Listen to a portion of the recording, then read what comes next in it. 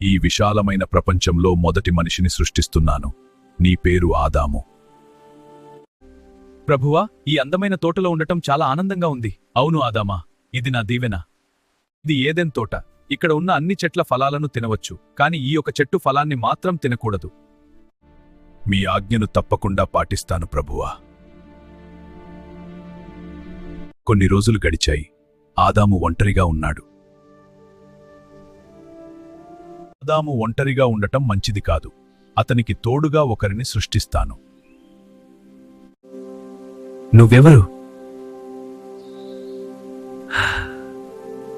నేను హవ్వాను.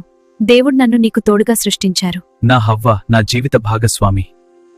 Why don't you eat fruit from this tree? అది ఎందుకు ఇక్కడికి వచ్చింది? నా ఉద్దేశం మంచిదే. హవ్వా, ఈ చెట్టు పండు ఎందుకు తినడం లేదు?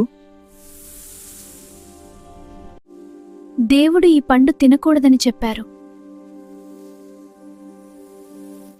అది అబద్ధం. ఈ పండు తింటే నీకు జ్ఞానం వస్తుంది, దేవుడిలా అవుతావు.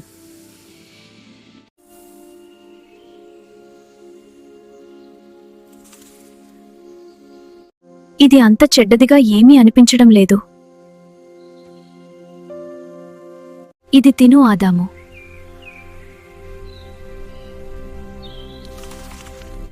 ఆదాము, నువ్వు నిషిద్ధ ఫలం తిన్నావా?